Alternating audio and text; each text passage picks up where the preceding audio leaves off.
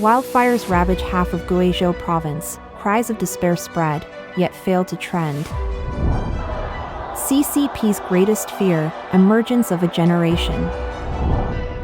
Director documenting white paper movement charged, calls for international attention. China's civil aviation losses nearly 430 billion yuan in 4 years, wiping out a decade of profits. China's coal power spree defies climate goals. It's all covered in today's China Truths. Wildfires ravage half of Guizhou province, cries of despair spread, yet fail to trend. Natural disasters are hitting China one after another. Since February 18th, wildfires in Guizhou have raged, consuming nearly half the province and leaving many residents in desperate situations. Independent media reports highlight that the fires, fueled by Guizhou's mountainous terrain, have spawned hundreds of ignition points in just 5 days, destroying countless homes. Villagers have been left homeless overnight, overwhelmed by a silent despair. Despite extensive rescue efforts, the fires continue unabated, with any hope of containment now hinging on significant rainfall. Footage from Jining County in Anxuan City shows the mountains ablaze, lighting up the sky. Homes are reduced to ashes, with firefighters powerless to stop the inferno. In a particularly distressing video, a villager's pig farm is seen decimated by the fire, with the loss of many pigs driving the owner to tears, mourning his irreplaceable loss. Some netizens report that up to 5 or 6 villages have been consumed by the flames, with my own village encircled by a devastating fire, leaving us no escape. Yan Wushuang, the author behind the independent media outlet Yanshulu 2021, highlighted the distressing fact that pleas for help from the people of Guizhou have been repeatedly overlooked in trending search lists. Adding to the outrage is the apparent efforts to conceal the crisis. Another independent media outlet from Anhui, named Creative Planet Ball, voiced a similar concern on February 22, stating that he was shocked to learn today that fires have been engulfing parts of Guizhou for 4 days already, without gaining any notable attention. He implored everyone to spread the word. The Economic Observer on February 22 shared insights from Jia Ding, a pseudonym, a member of a local rescue team, who stated, "Having been in rescue for over a decade, I've never witnessed a wildfire of this magnitude." He observed that this year's wildfires in Guizhou are unprecedented in duration, surpassing even the 2022 Chongqing wildfires. He remarked that the current situation far exceeds the severity and duration of previous incidents. Yet, as independent media try to expose the severity of these wildfires, their efforts are drowned out on social media by trivial news, such as celebrity gossip and positive stories, misleadingly suggesting that the fires are localized and under control. State media have only recognized the deaths of 2 firefighters, promoting a narrative of positive energy while the true scale of casualties and losses remains unknown. Many bloggers are pushing back against the flood of trivial news, arguing that Chinese citizens deserve to know what's really happening in their country.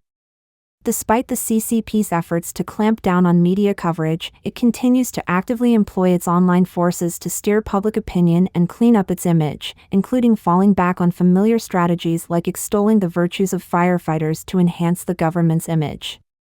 Furthermore, the CCP's cyber troops are busy attributing the deluge of entertainment news to independent media chasing clicks and views. They also haven't missed an opportunity to blame foreign forces, concocting theories that the Guizhou wildfires were set by Japanese spies, and even pinning the blame for suppressing trending searches on Japanese espionage. Notably, several southwest provinces beyond Guizhou have issued high forest fire risk orange warnings. Forecasts indicate that the mentioned areas will not see effective rainfall in the coming 5 days, exacerbating the ongoing drought and severely complicating forest fire prevention efforts. Consequently, a high forest fire risk orange warning has been declared for February 21 to 25 in parts of northwestern Guangxi, southern Sichuan, western Guizhou, and northern and eastern Yunnan, signaling a heightened risk of forest fires. CCP's greatest fear, emergence of a generation. On February 20th, a video on the social media account Teacherly is Not Your Teacher claimed that despite a blizzard, Sumedian High School insisted on starting classes, including a compulsory early reading session at 6:40 a.m. To keep this enforcement under wraps, the school deployed caution tape to block students from areas under surveillance linked to the Provincial Department of Education, preventing their activities from being recorded. This move sparked widespread student unrest, prompting a flood of complaint calls. The response was overwhelming, rendering the hotline either busy or silent. Undeterred, students intensified their protests on the 21st. They placed signs at every classroom door indicating that senior students were in session and strategically aimed these signs at the classroom surveillance cameras. The protest quickly gained momentum, drawing support from university students nationwide who joined in by making complaint calls. The video's narration declares, millions of university students were inspired, becoming phone heroes by picking up their phones, collectively assisting high school students nationwide in contacting their local education bureaus to report schools starting early. Additionally, a significant number of international students joined this student mutual aid movement. Under pressure from various quarters, Sumedian High School finally declared a holiday on the 22nd. Currently, comments in the related video sections on mainland social media platforms have surpassed 120,000. University students emphasize that their actions went beyond merely making phone calls. They braved adverse weather conditions, essentially rescuing a version of themselves from years ago that dared to feel angry but remained silent. On December 27 last year, a middle school in Changsha, Hunan, witnessed a student protest against the school's decision to truncate the New Year's holiday. The students posted protest letters, banners, and collectively voiced slogans, ultimately achieving success.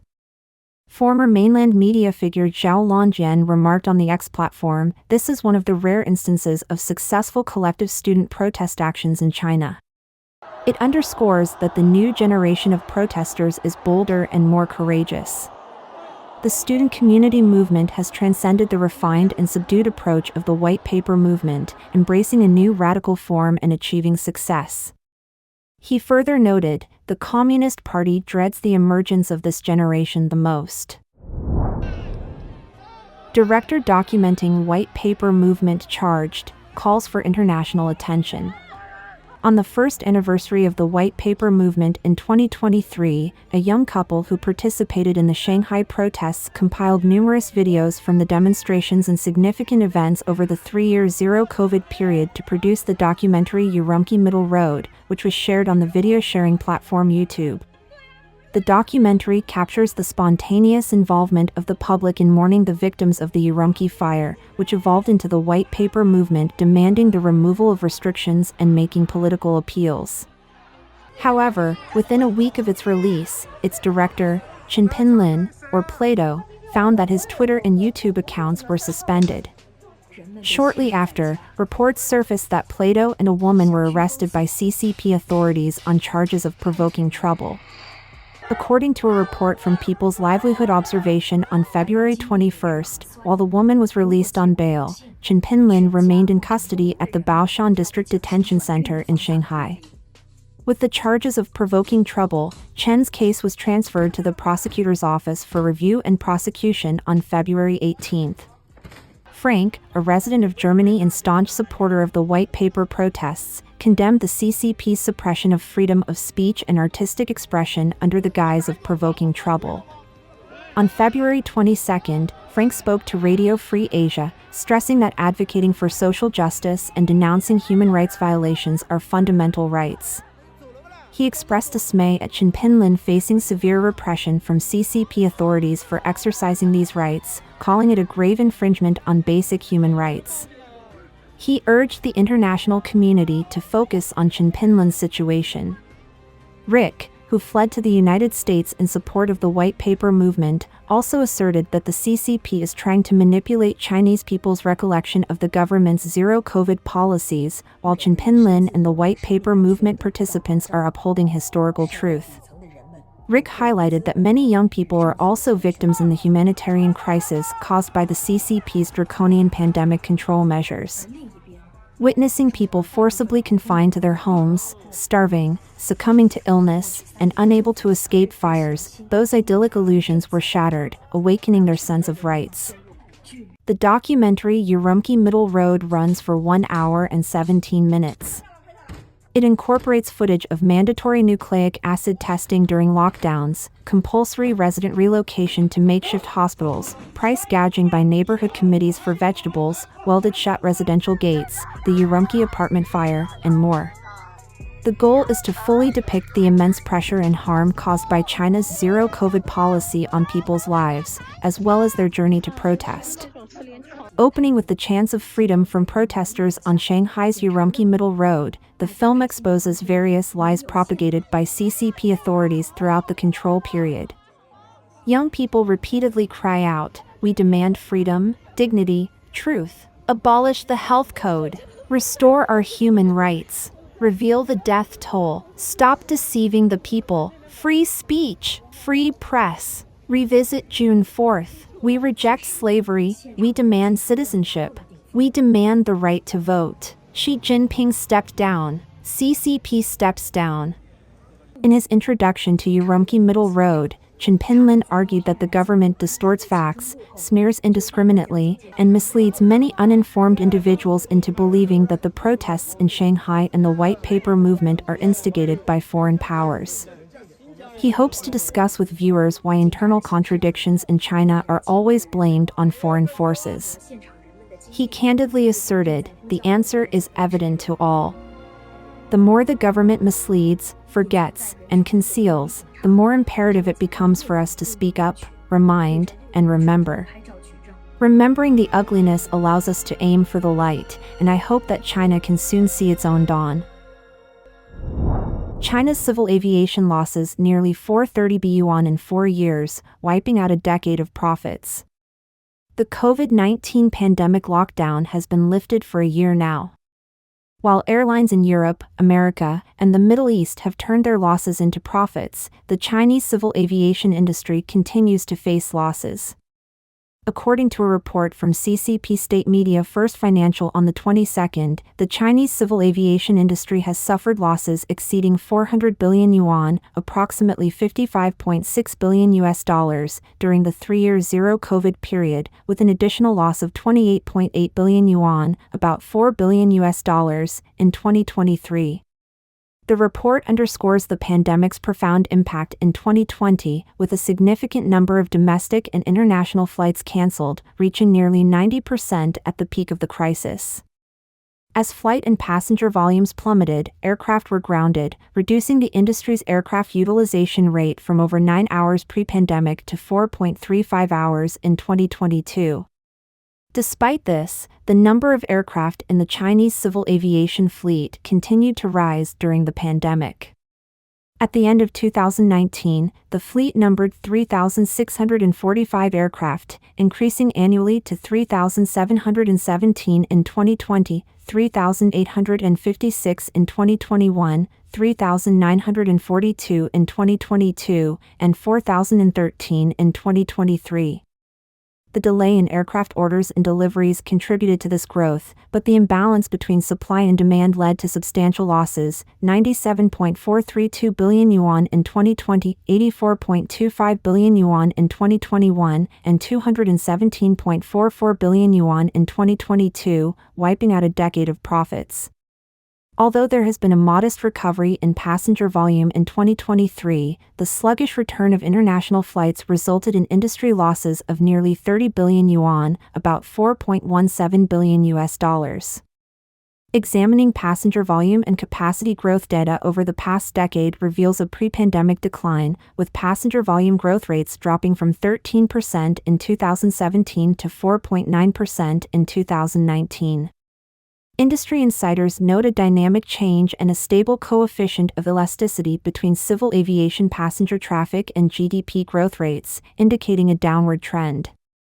Looking ahead to 2024, industry insiders express pessimism, anticipating continued challenges for the Chinese civil aviation industry. On mainland media and social media platforms, Chinese netizens are actively engaging in discussions surrounding these reports. China's coal power spree defies climate goals. According to experts, as the debate over dirty energy, a term for energy production that is against climate efforts and hurts communities, rages, China continues to unveil new coal projects, defying its government's plans and the pledge for global climate efforts. A new report from the U.S. think tank Global Energy Monitor, GM, and the Helsinki-based Center for Research on Energy and Clean Air, CREA, found that with China accelerating electrification of everything, the nation approved a staggering 106 gigawatts (GW) of coal power capacity and started construction on 70 gigawatts in 2023. China also commissioned 47 gigawatts of coal-fired capacity and announced 108 gigawatts in new projects in 2023. In addition to the frantic pace of permitting seen in 2022, the new approvals are equivalent to 2 new coal power plants per week and starting construction on 1 new plant per week. According to the report, China is badly off track to meet several climate targets the country set for 2025 as a result of an increase in coal use and investment in coal power. It added that power generation from coal climbed by 12% from 2020 to 2023, accounting for 44% of the overall expansion in power output, despite the rhetoric of coal power playing a supporting role. Almost half, 46%, of energy growth came from coal and 70% from fossil fuels, falling short of the aim of renewable energy accounting for more than 50% of the increase. China committed to reducing its greenhouse gas emissions to zero by 2030 and has pledged to strictly control the addition of new coal-fired production capacity and linking an unprecedented number of wind and solar power facilities to its electrical grid. According to GM and CREA research, China's energy transformation might be slowed down by its recent coal power permitting boom, which occurred following a wave of electricity shortages in 2021.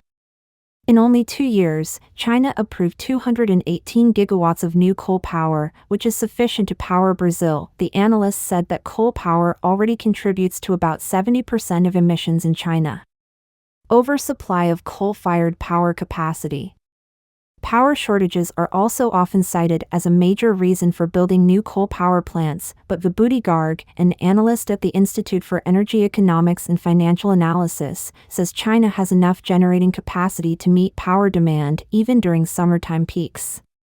China's current pace of infrastructure addition does not justify its coal capacity addition, and we do not understand why China is not focusing on utilizing the existing power plants at full capacity.